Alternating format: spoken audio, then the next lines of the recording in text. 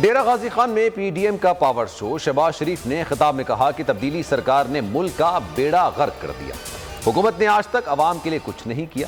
مہنگائی اور غربت نے عوام کی کمر توڑ کر رکھ دی ہے۔ عمران نیازی کا وقت پورا ہو چکا ہے، عوام حکمرانوں سے نجات کے لیے گھروں سے نکلے۔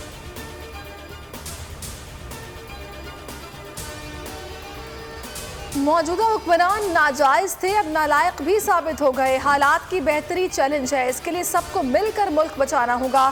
چور راستے سے اقتدار میں نہیں آئیں گے، عوام کے ووٹ کے ذریعے حکومت بنائیں گے۔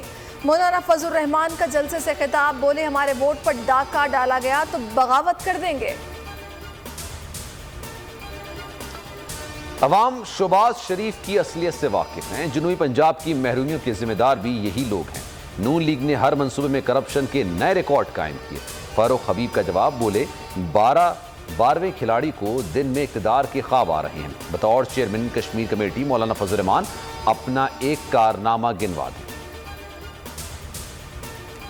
حکومت اور مذہبی جماعت کے درمیان معاہدہ طے، مذہبی جماعت نے سڑکیں چھوڑ کر کارکنان کو گھروں کو بھیجنے کی بات مان لی۔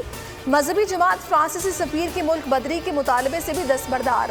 حکومت گرفتار کارکنان کو رہا کرے گی، معاہدے کے اہم نکات سامنے آ گئے۔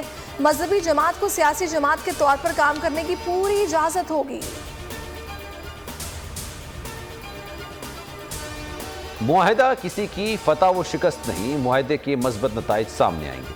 عوام پر طاقت کا استعمال باعث افتخار نہیں، معاہدے سے ملک میں امن و سلامتی کو فروغ ملے گا۔ مفتی منیب الرحمان کی حکومتی ٹیم کے ہمراہ پریس کانفرنس۔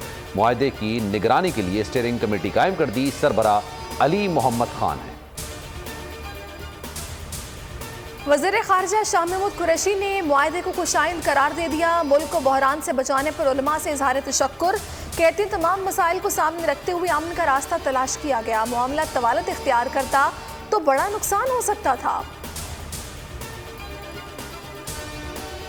ملک کے بالائی علاقوں میں سردی کی دھواں دھار انٹری، گلگت بلتستان اور کشمیر میں برف پڑنے لگی۔ محکمہ موسمیات نے ملک کے بیشتر علاقوں میں موسم خشک جبکہ شمالی علاقوں میں سرد رہنے کی پیشگوئی کر دی۔ سبسکرائب کریں اور بیل دبائیں تاکہ کوئی خبر رہ نہ جائے۔